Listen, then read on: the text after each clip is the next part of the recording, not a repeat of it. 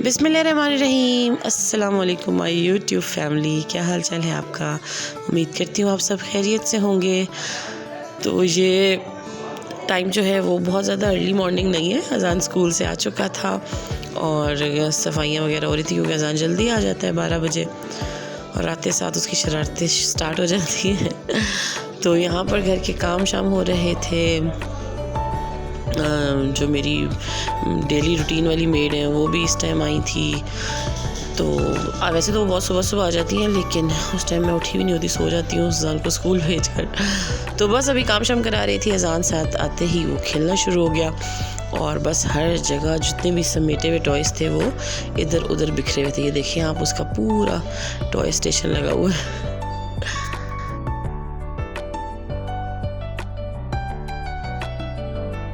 और हर औरत की तरह, हर फीमेल की तरह मेरा भी सबसे ज़्यादा जो फोकस है वो किचन होता है, क्योंकि किचन क्वींस जो है वो जब तक किचन ना उनका सेटल हो और साफ़ सुथरा ना मिले तब तक उनको किचन में जाने का मज़ा नहीं आता।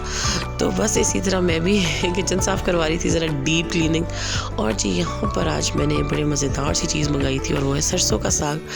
तो अम्मा जी को मैंने दिया था सरसों का साग काटने को, क्योंकि भाई ये जो सरसों का साग है ना, ये काफ़ी टाइम टेकिंग चीज़ है। इसको बड़ा ही एहतियात से काटना पड़ता है, कौन सा हिस्सा डालना है, कौन सी स्टेम डालनी है, कौन सी नहीं, कौन सा फूल डालना है। तो ये ज़रा बुज़ुर्गों को पता होता है। तो ये अल्लाह का शुक्र है कि ये आपके पास इतने अच्छे बुज़ुर्ग, इतने अच्छे हेल्पर हो। तो बस आंटी भी देख रही थी और यहाँ पर जो है वो मेरा सरसों का साग बन रहा है। इंशाल्लाह इसको मैं चढ़ाऊँगी रात को। तो बस काम वगैरह करवा के मैं आ गई थी मम्मा के घर और इतनी प्यारी धूप थी। असल में तो मम्मा के घर धूप ही लेने जा रही थी, थोड़ा सा धूप में बैठने। और मौसम इतना मज़ेदार और इतना ठंडा है कि धूप में जो है वो ज़्यादा देर बैठने का दिल चाहता है। तो बस यहाँ पर मैं इसीलिए आई थी कि थोड़ा सा मम्मा के घर धूप को एंजॉय कर सकूँ।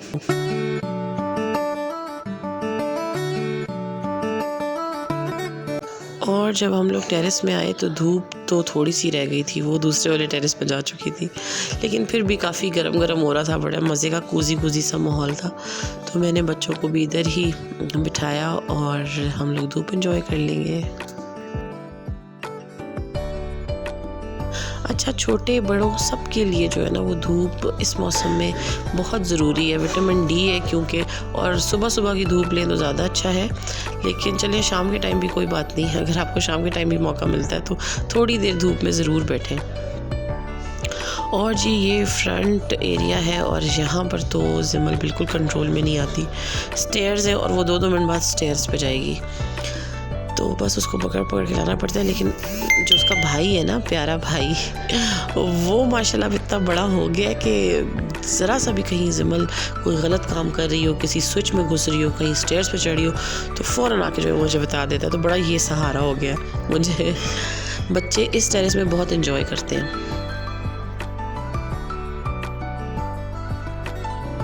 और मम्मा के घर क्योंकि एक बहुत प्यारी पर्शियन कैट भी है, और वैसे तो वो घर में रहती है, लेकिन बच्चे क्योंकि अब छोटी बच्ची भी आई हुई है, साइमा की बेटी भी इधर ही है, तो वो थोड़ा सा उसको ना केज में रख लेते हैं। और वो बेचारी केज से बाहर आने को कह रही होती है और मेरे बच्चे उसका इतना खेल रहे होते हैं, उस बेचारी को तंग भी कर रहे होते हैं, तो वो उसका अंदर ही रहना ज़रा ज़्यादा बेहतर है। तो यहाँ पर बच्चे जो हैं वो स्मोकी के साथ खेल रहे थे। और फिर शाम को इनको अंदर मैंने बुलाया कि बस अब ठंड हो रही है तो अंदर आ जाओ। और यहाँ पर नाना बू से इनको अच्छी खासी डांट पड़ी थी और यहाँ सुकून से ये बैठे हुए थे, इतने क्यूट लग रहे थे। डांट पड़ने के बाद थोड़ी देर के लिए, आई थिंक 5 मिनट्स के लिए सुकून से बैठे हैं बच्चे, और फिर बस वही हरकतें शुरू। और जो आजकल अजान ने करना है वही जिमल ने करना है। ये तो कॉपी कैट बने हुए हैं बिल्कुल। तो बस रौनक लगा के रखते हैं। मामा लोग भी बल्कि कहते हैं कि थोड़ी देर इनको ले आया करें ताकि हमारे घर में भी जो है वो रौनक लग जाए माशाल्लाह से।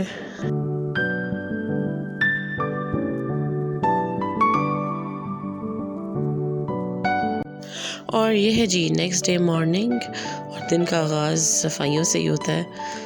तो बस यहाँ पर धूप बहुत प्यारी थी, लेकिन बहुत जल्दी जो है ना वो धूप ऊपर चली जाती है, पोर्च में बहुत थोड़ी टाइम के लिए रहती है। वो टाइम जो है वो काम का होता है और बंदा बाहर धूप में नहीं बैठ सकता। तो बस उसको देख ही लेती हूँ मैं, थोड़ी तसल्ली हो जाती है कि आज बहुत अच्छा सा सनी वेदर है बाहर। घर की रौनक तो बच्चों से ही है, और जहाँ पर आपके बॉयज़ हों तो बस वहाँ पे तो सारा दिन धमाल ही मचा रहता है। तो हमारे घर में भी यही हिसाब किताब है माशाल्लाह से। जो सबसे छोटा बॉय है वो सबसे बड़ा डॉन है घर का और जो बड़े भाई हैं वो बेचारे जो है ना वो इससे डरते रहते हैं। तो यहाँ पर बॉयज़ मस्ती लगी हुई थी और फुल टाइम ये जो है वो अजान को तंग कर रहे थे बड़े, और अजान जो है वो तंग हो रहा था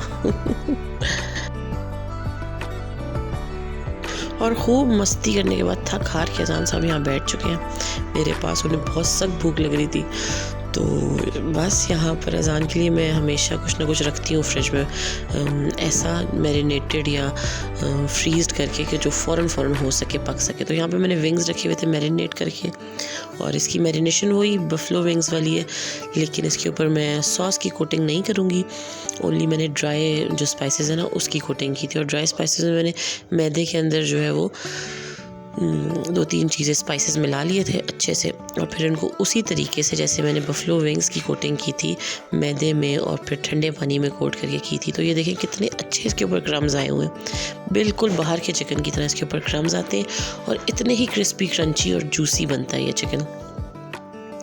तो बस यहाँ पर मैं विंग्स रख दूँगी थोड़े ठंडे होने के लिए। जब ये थोड़े ठंडे हो जाएंगे तो फिर अजान जो है वो उसको एंजॉय कर लेगा। तो साथ ही आज जो है मैंने जिमल को भेजा हुआ था मामा के घर, तो थोड़ी सी मुझे रिलैक्सेशन बच्चों की तरफ से थी, तो मैंने सोचा कि चलो टी टाइम केक बना लेती हूँ। तो उसके लिए मैंने जो है वो मैदा ले लिया और 1 कप 3 अंडों का मैंने हिसाब रखा था। 3 एग्स के साथ 1 कप मैदा डाला मैंने, उसमें 1 ही कप चीनी डाली, और पिसी हुई शुगर है ये पिसी हुई चीनी है, जिसके अंदर मैंने ऑयल डालकर उसको अच्छा सा बीट कर लिया। और ये बहुत इजी टी टाइम केक है, ये सबको ही बनाना ऑलमोस्ट आता होगा। इट्स सिंपल स्पंज केक, जिसके अंदर मैंने थोड़ी सी चॉकलेट के साथ बस उसकी फिनिशिंग कर ली थी।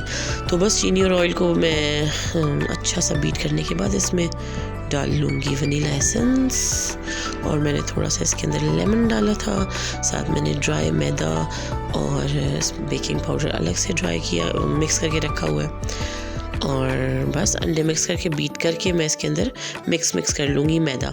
और बस अजान यहाँ पर अपना फेवरेट केचप लेकर तैयार थे, क्योंकि बहुत शिद्दत से इंतज़ार कर रहे थे वो अपने विंग्स के ठंडे होने का तो बस यहाँ पर अजान जो है वो अपने विंग्स एंजॉय करेगा, और मैं केक को जो है फाइनलाइज़ कर लूँगी।